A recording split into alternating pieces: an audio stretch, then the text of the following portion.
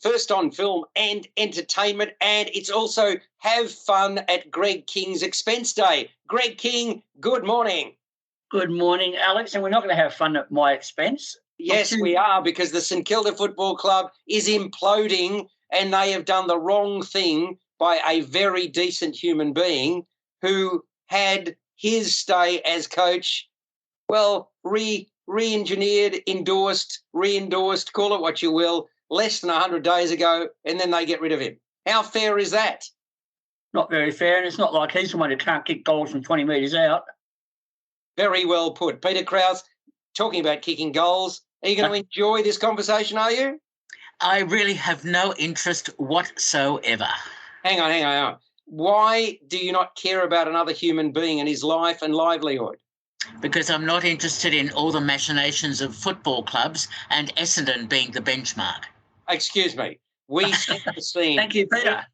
We love headlines. Front page, back page, no news can be bad news. What do you reckon, Dave Griffiths? Oh, look, I'm just really looking forward to seeing St Kilda and Essendon merge, so they might be able to have a barely functioning board between them. I reckon this is terribly unfair. As I've said to you before, we don't have the white stripe down the middle of our backs. That's only St Kilda, and it should be about pitchforks now, right? That's Melbourne's sign. Well, you can steal it from them. Would that not be a good idea? What is going to, would you be a coach for all the money in the world? The question becomes, would you be a coach or would you be a politician for all the money in the world? There's only one Prime Minister, there are 18 coaches, and very rarely does it end well. Is that not correct, Greg? Well, we can look at a couple of other cases. Geelong have had Chris Scott for 11 years there for 2 premierships, and he's had his ups and downs there, but they've stuck by him, which is what a club should do. And Richmond, Damien Hardwick's been there a long time. 2017, the year they won the premiership, they were talking about getting rid of him at the start of the year. Now he's got 3 premierships in 4 years. So, you've got to stick with your coach. You've got to back them, and you've got to provide them the support they need. Yeah, I think that's the truth here, Greg, that the support wasn't there, and if there were identifiable problems, then I think most of the identifiable problems start at board level and work their way down. So you want to get to the board? Yeah. Dave? Yeah, I agree. But the same thing I saw with John Longmire coming in Sydney. People said that he was the wrong man for a job, and now I think he's got one of the best win-loss ratios of modern-day coaches. His team's only missed the finals for 2 years since he's been there, and he's been there for more than a decade. So I think sometimes you need to stick with a coach, but I feel for Brett Ratton because of the list that he's got. I mean, they just went through a trade period where they said, we need to bring in better players, and the only player they brought in was Ace Cordy. And no offence to Ace Cordy, but he's not a premium player that's going to turn it around for St Kilda. And we spent $800,000 a year on Daniel Henry, who is injury-prone. He only played about a dozen games for us, so that's a waste of money. We could have bought in 3 or 4 young players for that money. But, I mean, this is all about the destination club. You look at Geelong. They've had the best trade period that I can remember. I mean, extraordinary in terms of the talent that they've brought into the club. They'd be laughing all the way to the next premiership. And then you look at Melbourne, you look at Richmond. These are the top clubs. Where's this equalisation that the AFL is sprouting? And then players are now nominating they don't want to go interstate. Well, is that a good thing or a bad thing? Probably a good thing, because why would you want to invest in a player and then 2 years later they're gone? I mean, that doesn't make a lot of sense to me, Dave. No, and also I think the other thing too we've got to look at this week is St Kilda sacking Ratton has probably kept another story off the front page, and that is the Western Bulldogs, who had 2 of their star players wanting to leave the club. What's going on there? I agree. And this is where it's kind of interesting, because I reckon Ross Lyon would be certainly the front runner for the St Kilda job, but they could do worse than getting the Western Bulldogs coach, couldn't they? Alex, do you recycle club coaches? Ross Lyon has had his chance at St Kilda. Yeah, but it was he who left ahead of him, sort of because of all the machinations at St Kilda. So why would you want to come back to that kind of background and carry on? Well, because Riewoldt is the one who's pushing him. I mean, he's one of those who's pushing him, and is a great believer in his man management. But he's got quite an aggressive style. The implication here is that you want somebody who's more ruthless. That was the implication. Yeah, and I think if Lyon came in, he'd also make some wholesale changes at the club. I think you'd see people like Lenny Hayes and Lee Montagna brought on, and probably Nick Rewalt as well to help him out there. Yeah, I would agree. But, I mean, bear in mind that they did have Beveridge in mind. He was going to be was it footy manager, or what was he before he was appointed Western Bulldogs coach? Who was our list man? Who was our talent spotter and list manager? Yeah. Yeah. So anyway, we'll see what gives, and I reckon this is a really nice entree on First on Film and Entertainment to introduce something to do with blood. Mona Lisa and the Blood Moon. I'm talking about MA rated, 106 minutes, intriguing, entertaining, mystery, fantasy thriller, and the character of Mona Lisa, well, her name is really Mona, but it's Mona Lisa Lee, played by Jun Jong Seo.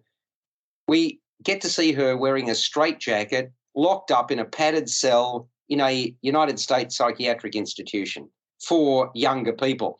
She's regarded as violent, a severe schizophrenic, and she's been there for 12 years. She's only 22. But after a bloody incident, she breaks free. It's a night of a full moon, and she makes her way to nearby New Orleans. That's where she interacts with the flotsam and jetsam. By then, she's already shown that she has a supernatural ability to make people do what she wants them to do merely by looking into their eyes. And that's how she comes to the aid of a stripper, Bonnie Hunt, played by Kate Hudson, who's being pummeled by another woman. Hunt takes this young lady, Mona Lisa Lee, under her wing and is soon using Mona Lisa to her financial advantage. Not Mona Lisa's, but Hunt's financial advantage. And Hunt has this 11-year-old son called Charlie, played by Evan Whitten, who does not approve of her mother's way of life. Charlie soon befriends a naive Mona Lisa, but all the while on Mona Lisa's tail is a local policeman known as Officer Harold, played by Craig Robinson. So this film, Mona Lisa and the Blood Moon, concentrates on an unusual titular hero and her misadventures. And the screenplay and the direction are from Anna Lily Amirpour. It's like, I reckon it's a bloody little charmer, quite frankly, because it often throws up the unexpected, and it's all the better for doing so. The characters get in all sorts of strife, but there is warmth in the screenplay. And I reckon that the vacant look that Jun Jong Seo has adopted suits her characterisation as this young 22-year-old who more than once declares that she doesn't want to go back there, talking about the institution. And notwithstanding her ability to inflict harm, I reckon we, the audience, are on her side, are we not, Dave? Oh, definitely. This is one of those films I think that's absolutely destined to become a cult classic.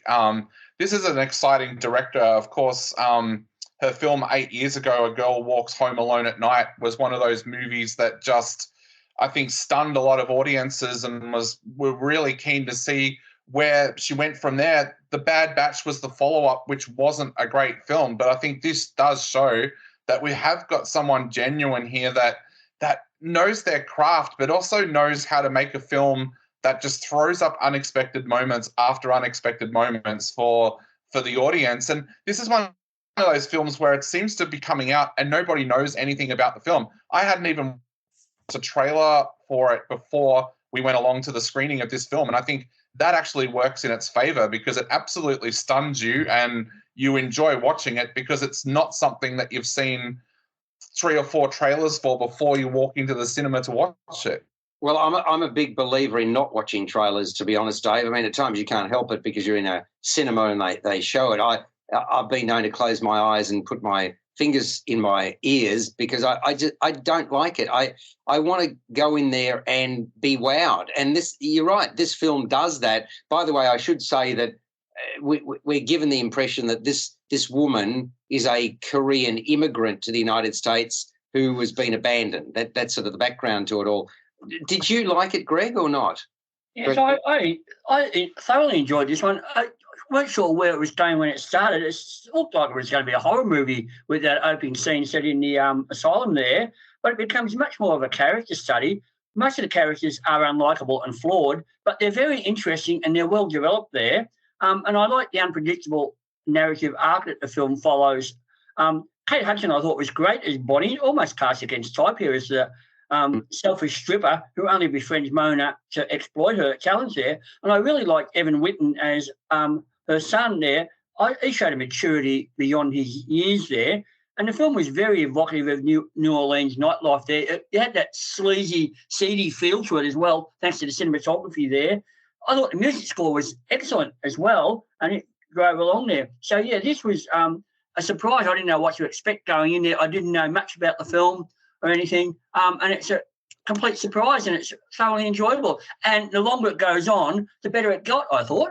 Yeah, it's funny you say that because I had the same impression. I got a lot out of it. And what about the character who is the guy she meets outside the convenience store? What a hoot, the drug dealer come DJ. I thought he was terrific. What's his name? Fuzz, I think that's his character name. Peter, did you enjoy it as much as the rest of us? I liked the film. I think it had a good story arc. No. I liked the film. It's sort of coming down from we really enjoyed it. You didn't really enjoy it? No, I didn't say that. I said I liked the film. It had a good story arc, and I liked the way the plot developed. I think for me it was missing a bit of backstory about the Mona Lisa character. I thought suddenly for her to emerge with these special powers, I thought, well, I don't know. I would like to have some sort of brief explanation about that. I liked the writer-director's one of her previous films, The Girl Who Walks Home at Night, because that had such a special atmosphere and resonance to it. I think this one doesn't quite have the same thing, even though the New Orleans setting is very evocative, if you like, with the characters involved. Yes, I did like Kate Hudson, and her character is well developed. It's interesting to see, as you mentioned, the character of Fuzz, played by Ed Skrein. Originally, that was going to be Zac Efron's role, but he turned it down. And to some extent, I can possibly understand that because it's not a terribly winning sort of role. Look, overall, I did like the film. I would have liked a bit more backstory. I thought the overall story arc was well made, well presented, but I suppose I'm not waxing as poetic about the film as you both are. No, correct. I mean, look, there's this sort of what about the sort of dog-at-a-bone mentality that Craig Robinson inhabits, with his portrayal of the policeman on the hunt? I thought that was an interesting character as well. And Corey Roberts, larger than life, the strip club bouncer Snacky, that's another character. They are real characters, aren't they, Dave? The film is populated with plenty of them. They are, and I really applaud the casting in this film as well because there's some brave choices. Like you said, Craig Robinson, he's known for his comedy, and let's be honest, he's known for his bad comedies, really. So it's a good casting because he works in the role, but it was a very brave casting choice. There's also a very brave casting choice, of course, as well with Jeon Jong-seol in the lead role because she's not a known name in America. She's done a few Netflix series and films and things like that. So even that is a brave casting. A lot of people in the United States go to see movies based on names being in the film. So very brave choices, but they all pay off. And I think we've also got to give credit as well to Evan Whitten, who plays Charlie. He's fantastic in this film. He's one of those child actors. He's probably not even old enough to go and watch the film that he's starring in, but brilliant performance. Vulnerability, Dave, hasn't he? He got vulnerability and spirit, both of those things, and he does that. He's a really talented young kid, isn't he? He is, and yeah, I always love that when there's actors who are so young that they actually can't buy a ticket to go see the film that they're in, but they do such an amazing job. And I've spoken to directors over the years, and that adds another element to the film as well, because the director almost in a way has to shield that child actor from some of the things that's happening in the film, even things that are happening in scenes that they're in. So, yeah, it's always interesting when you've got a child actor in a film such as this that's for an adult audience. Greg, I was thinking of Jacob Tremblay in Good Boys. Yeah. He wasn't even old enough to see the film that he was in, but it had some raunchy material in it. It was probably beyond his years. Greg, the other thing that struck me, the visuals, the production design in this, it really showcases sleaze and 60s chic, and I think it does it really well. There's a style about this film. Have you ever been to New Orleans or not? And Yes, I have. Yeah, I mean, I instantly recognised it, and there is this sort of permeation of the sleaze factor there, isn't there? Mm. And the glittery lights and the lights, but the sleazy side of it as well with the strip clubs and all that kind of stuff. I thought it caught it really, really well. Yeah, there was that scene, that fluorescent, T-shirts and all that sort of stuff. That's where I was sort of thinking of the 60s. All of that, I thought it's stylish. Peter, did that strike you as well?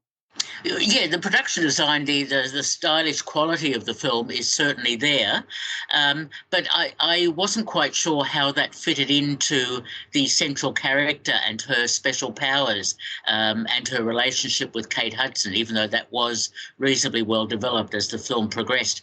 I think there are some contradictory elements in the film which I thought wasn't quite adequately resolved, but nevertheless, a good film.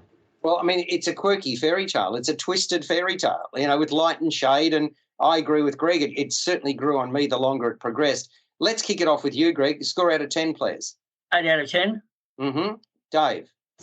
I'm going a bit higher. I really liked it. I'm giving it 9 out of 10. And we should mention the soundtrack as well. An amazing soundtrack of underground indie artists from the United States. No, very good. I'm giving it a 7.5 to an 8. And Peter, what about a 7 from you, maybe?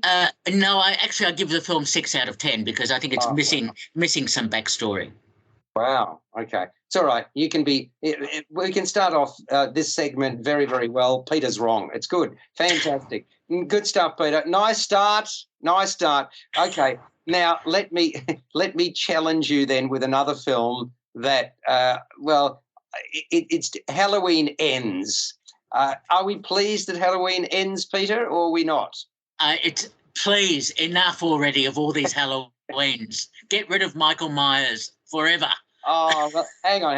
Hang on, don't we know? Haven't we realised over 40 years of watching these films that you can't get rid of movie monsters like this? They always come back either in sequels, remakes, or reboots. Yeah, exactly. And there's been 13 of these. That's my understanding. I gave up counting a long time ago. Yeah, is it right?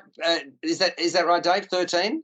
Yeah, it is. Yep. Yeah. So I mean, notwithstanding the fact that the title is Halloween Ends, and there's been 3 since the reboot, it is fair to ask whether Michael Myers, played by James Jude Courtney, will ever die. And we're not about to give you the answer to that, but we can say that his bloodlust has not dissipated. And this is quite a chilling finale to what is a slasher franchise. So claret will most certainly be spilt and the body count will mount. So no horror fan would expect it to be any other way. And why should they? It's set, of course, in Haddonfield in Illinois, and it starts out on Halloween night in 2019. You got a 21-year-old by the name of Corey Cunningham, played by Rowan Campbell, who is babysitting a youngster who pays him no respect. And then something bad happens. Next, we cut to Laurie Stroud, played by Jamie Lee Curtis, whose life has been consumed by the masked serial killer and who's finishing her memoir detailing her experiences. Now, Strode has built a trusting friendship with a fellow survivor called Lindsay Wallace, played by Kyle Richards, with whom she has built a trusting friendship. It's 4 years after the events of Halloween Kills that came out only last year. Strode has bought a house in Haddonfield where she's settled with her adult granddaughter, Alison, played by Andy Matichak, who is a nurse. And although Alison has survived an onslaught from the mass murderer, her parents did not. Alison hooks up with outcast Corey Cunningham, the one who is the babysitter, both of whom are living with and dealing with their respective traumas. But theirs is hardly a conventional courtship. Both continue to be picked on, Cunningham in particular, and the pathological killer reappears in Haddonfield. In trying to protect her granddaughter, Strode merely succeeds in alienating her. Also reappearing in Halloween Ends in smaller role is Will Patton as Officer Frank Hawkins. So there we have it. Great to see Jamie Lee Curtis back fighting the good fight against Resident Evil, and she has on that don't mess with me look. And I actually also appreciated Andy Matichek's characterisation of her granddaughter, desperate to leave the past in the past and move on with her life. Rowan Campbell, well, he does most of the heavy lifting as Cunningham goes through a metamorphosis from withdrawn to empowered. And the screenplays by the director, David Gordon Green, he's been at the helm of and has co-written all 3 films since the franchise restarted in 2018. So screenplay by him, by Paul Brad Logan, Chris Bernier and Danny McBride. Look, it's okay. It's reasonably engaging for what it is, and it also allows for a super quick stock take of all that Strode has gone through before heading toward yet another confrontation with Myers. What did you think of it, Dave? Look, it's interesting because I think David Gordon Green probably has one of the most difficult roles in cinema this year in finishing off this franchise because, let's be honest, if he gets it wrong, horror fans will let him know online. It's one of the things that goes along with being a horror filmmaker is that your fans are very vocal online. I kind of like the fact that for about the first quarter of this film, you're left thinking, where is this film going? I think a lot of people will go into this film expecting that it will just literally be battle after battle of Laurie versus Michael, and they may actually be thrown a little bit that without giving anything away, you don't see Michael for a huge chunk of this film. So I think a lot of people will be wondering about that, but also I think it's a very brave choice by David Gordon Green and his screenwriters to do that. At times, the film actually feels like it's more of a sequel or a trilogy part of the It franchise than it does Halloween. But I like that he makes that really brave choice. I don't think we're ever going to see another Halloween movie that's as good as the originals, and largely because John Carpenter's not that involved with them these days other than just okaying the script at the end. But look, it's okay. I don't think it's the greatest Halloween film of all time, but it's okay. That's what I'll say. Well, I mean, returning from Halloween and Halloween Kills, I'm talking about the 2018 version of Halloween and 2021, the director of photography, the production designer, the makeup artist, the editor, the costume designer, the composers. So, I mean, that obviously consistency is not a bad thing. What did you think of it, Greg? I sort of liked it up to a point there. It's not the best, as Dave said, it's not the best Halloween movie there, but it certainly has enough to blood and guts to entertain there. But the thing to take away from this is the way it shows that bullying and abuse and trauma can create monsters of its own out of anybody there. I like Jamie Lee Curtis. She has a strength in the role there. And I thought she looked younger here than she did in Halloween Kills somehow. But she has a good, solid presence as Laurie Strode there, who's haunted by the spectre of Michael Myers. And it goes into psychological territory there. It explores the theme of trauma there. David Gordon Green did a great job, I thought, with the direction there. And I thought John Carpenter's iconic score still manages to send chills up your spine there. And it's a good way to finish off the series, or is it? Very good. Well, look, I think it's also a satisfying conclusion. No shortage of violence, blood, gore. I mean, they're the staples of the genre, aren't they, Peter? Yes, they are, but they've been handled in a much better way in other recent horror films like Smile.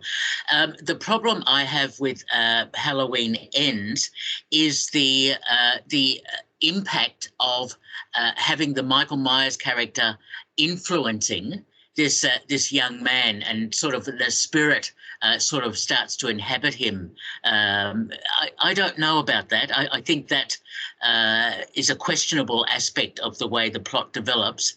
I think this film is also a triumph, rather than of direction, of editing. The editing process in this film is quite phenomenal because it takes a lot of scenes and the editor has put them together in such a way to give you the impression that this is a really fascinating and involving film. I didn't quite feel that, but nevertheless, technically, it is well made.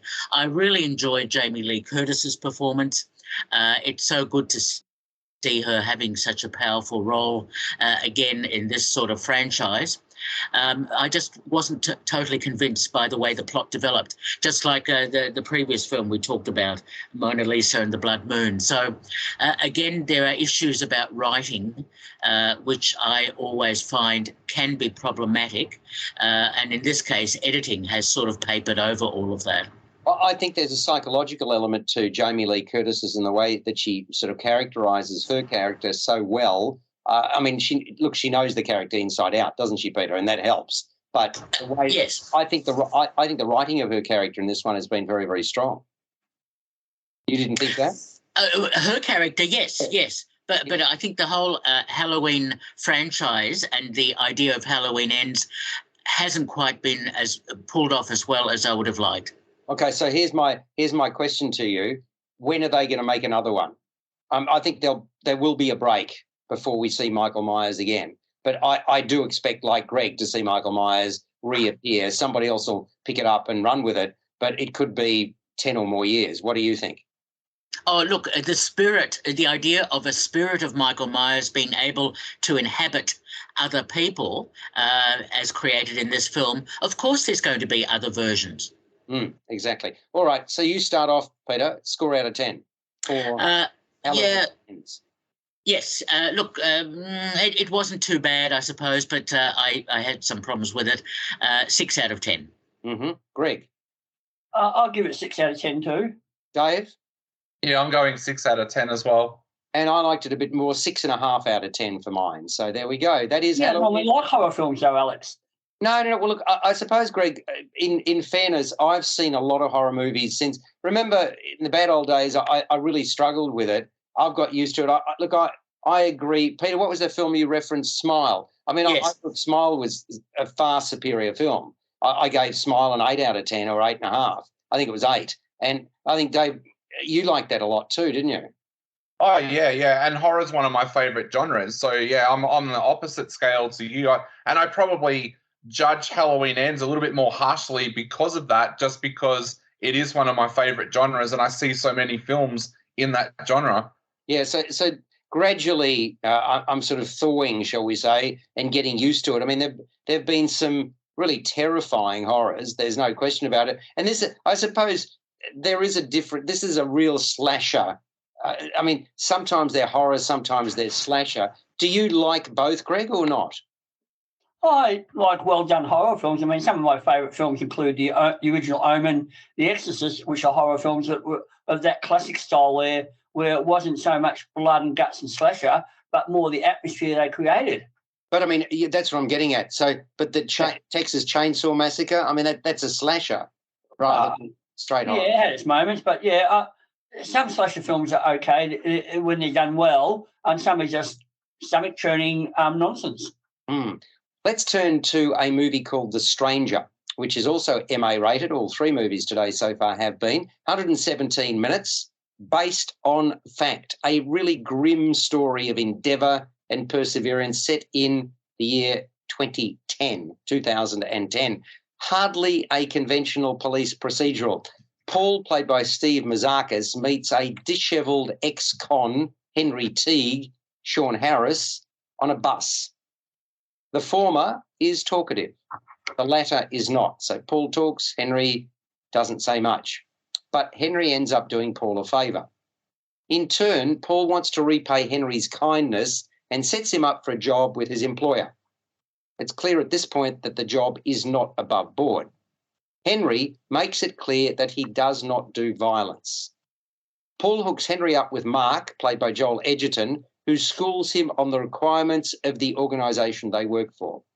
The number one rule is complete transparency, regardless of their past. Henry recognises there's money to be made here, and over time is introduced to the man running the show, whose name is John, played by Alan Dukes. I've deliberately been evasive in plot. I do not want to spoil the surprise. I don't want to give the game away, but let me add, there's a lot more going on here than at first meets the eye. It's written and directed by Thomas M. Wright. It's tense. It's bleak throughout. So many characters in this movie are seemingly all but permanently on edge, and they do well to seek psychological counselling. Sense of dread permeates the film. I was really impressed. The grittiness, knockout performances from Joel Edgerton, Sean Harris and Jada Alberts, and I'll talk about her a bit more. But Edgerton plays really tightly wound with distinction. Even when he buys a new set of clothes, Harris looks like an unmade bed, and his insularity, his vacant look, help make Henry Teague creepy. And Albert's frustrations as Detective Rylett are on full display. There's a chilling authenticity about this movie, The Stranger. Edgerton started developing the project after reading the book The Sting by Kate Kariakou, which sheds light on a remarkably painstaking operation. I reckon Wright & Co. have done it justice on film with their gloomy approach to the material. Soundscape, really powerful and evocative, and I speak particularly of the natural sound used in this production. Cinematography by Sam Chiplin is dark and foreboding. Is it not, Peter? It definitely is. The air of tension in this film is palpable, and what really impressed me about this film is the very careful character creation and the police operation that is part of this film. Thomas M. Wright is such a good director. I mean, his film Acute Misfortune about the artist Adam Cullen was just a superb evocation of that sort of psychological tension and drama and issues related to that artist. In this case, The Stranger, or The Unknown Man, as the film was going to be called at one stage, when I spoke to Thomas about that, he said that they used that as a working title, but then they reverted to The Stranger when another film with that title disappeared. So The Stranger is there. Look, excellent procedural film, undercover police work.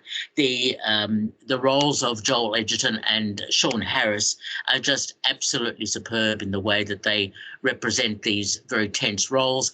The idea of Joel Edgerton also being quite concerned because he has a son in this film, and there are issues about the actual kidnapping and murder that the film is based on that could permeate his own situation. Look, there is so much to admire and enjoy about this, or appreciate about this Australian film. I was very impressed.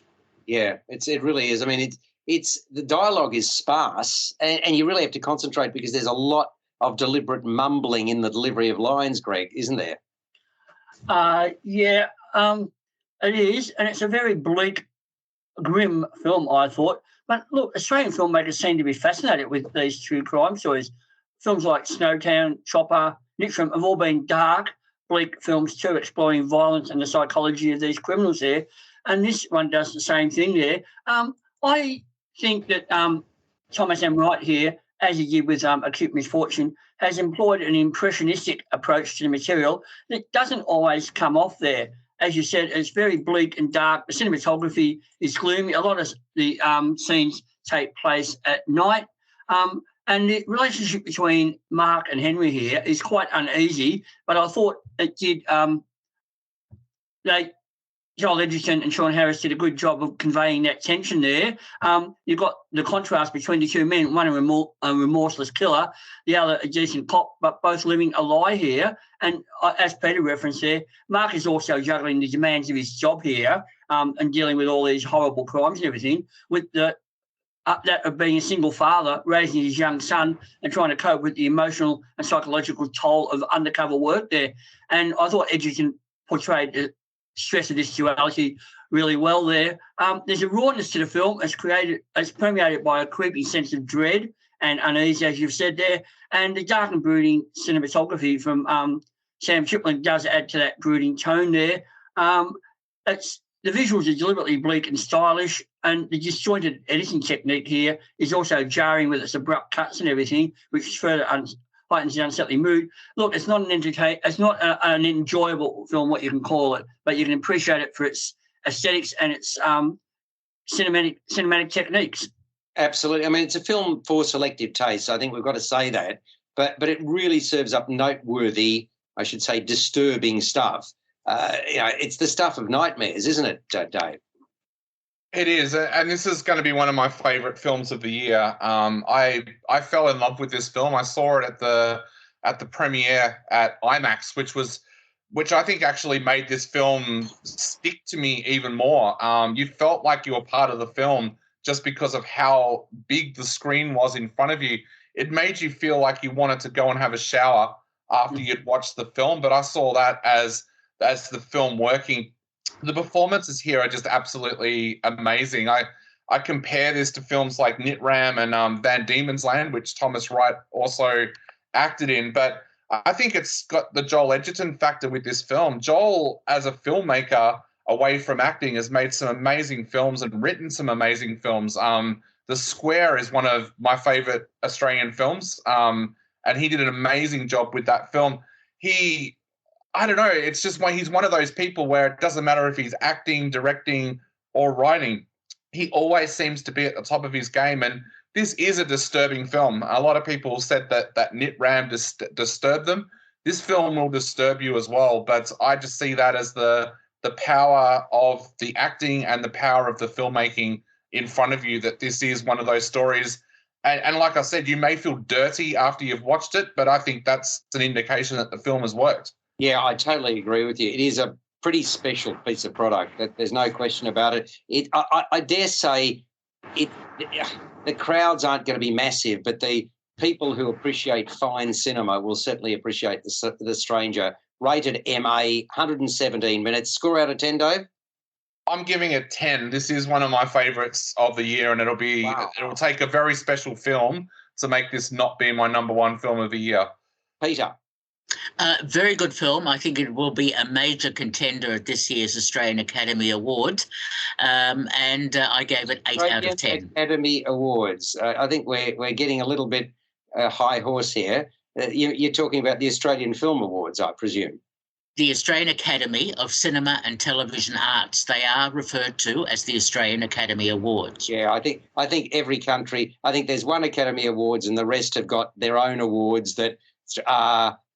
Yes, I'm delighted we have our own awards, but it's kind of like the Ophir Awards in Israel, etc. It's terrific to win one, but they're not the academies. Can I just ask Peter a question there, Alex? Peter, do you see that this could be an actual contender at the Academy Awards? The American Academy Awards? Yeah. That's a hard question to answer.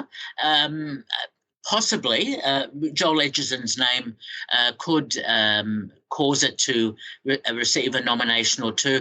Hard to tell because it will depend on promotion and publicity. But maybe. Yeah, because it's going to be it's a Netflix film in America as well. So I'd like to think it could be a contender, but I'm not sure. I'd love it to get a nomination. I think it'd be terrific. But what score out of 10 for you?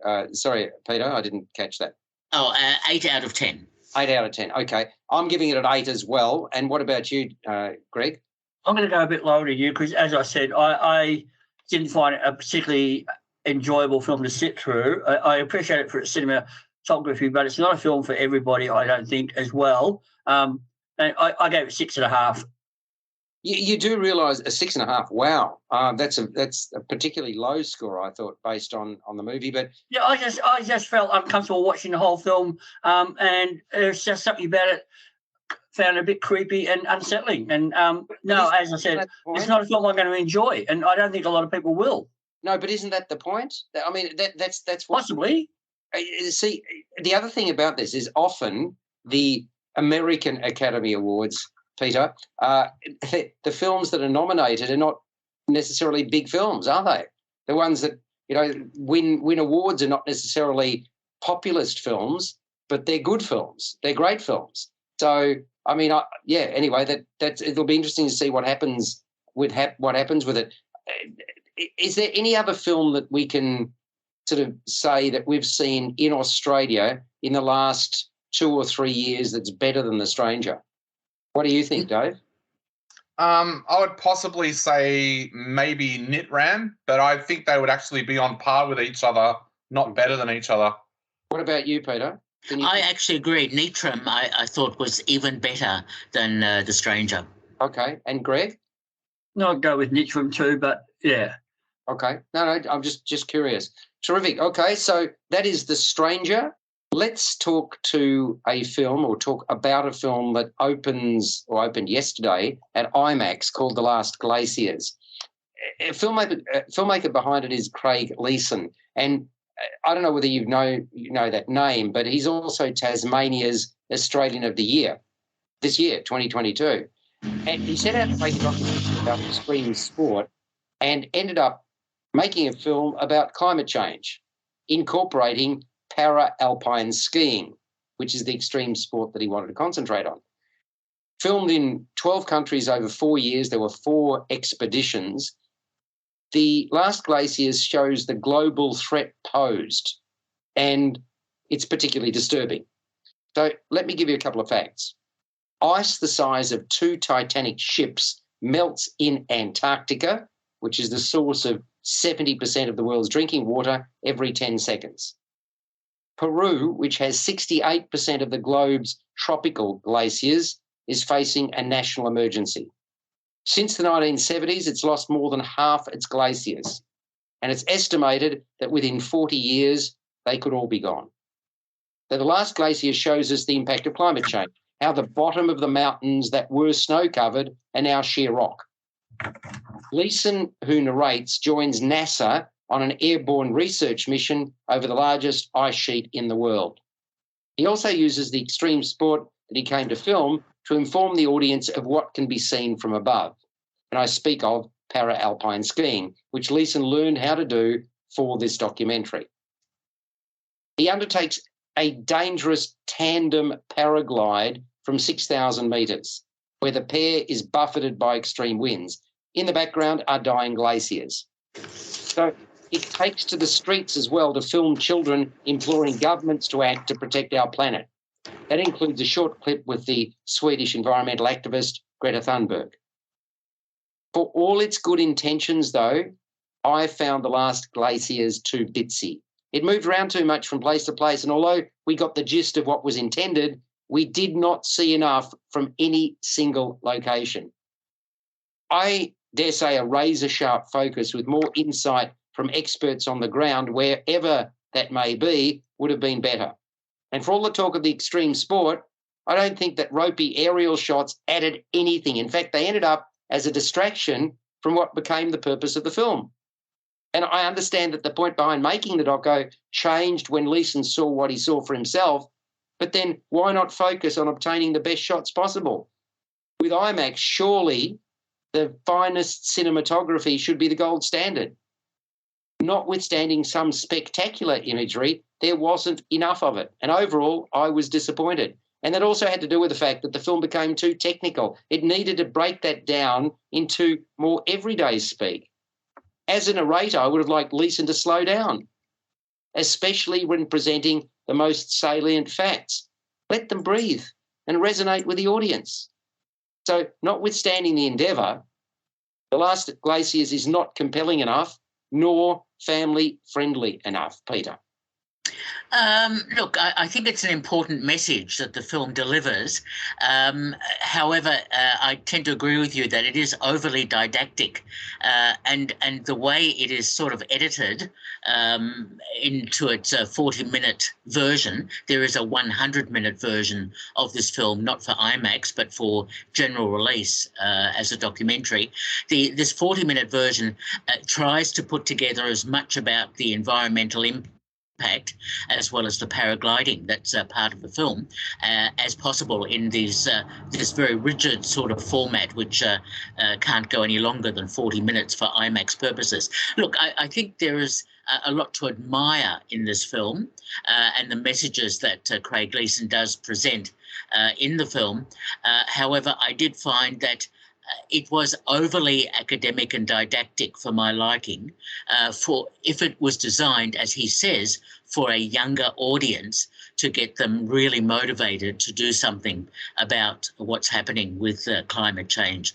So a brave attempt, not necessarily the best version attempt of getting this message across, but certainly it looks great on the big screen. I just wish it was... Does it really look great? Some shots look great. What did you think about the ropey, we're not talking a horror movie here. Well, we are because of the climate dying, but I mean, those shots from the helmet, what did they show us? A lot of the time you couldn't even make out what it was showing you. Well, it gives you that immersive quality because he was learning to overcome his fear of heights, and you get that experience of what he was seeing and feeling. His fear of heights. Make a film about climate change, fine. Make a film about extreme sport. Make it a separate film. Well, the 100-minute version of this film covers both of those in much more detail. You've seen that? No.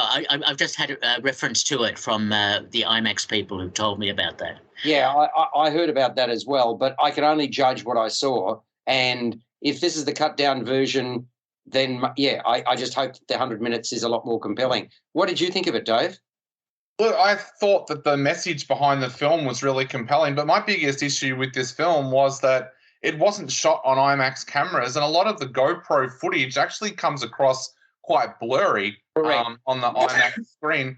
And I know that they did run into issues with this film, including their cinematographer sadly passed away while practicing some of the stuff for this film. So they did lose their cinematographer while they were making the film. But I just don't understand why, when they decided, okay, we're going to do a different slant for this film, why wouldn't they have pitched that idea to IMAX and got an IMAX camera to have made it look watchable? Because there were times, and I was sitting closer to the screen than I normally would at IMAX, but some of the scenes were absolutely unwatchable.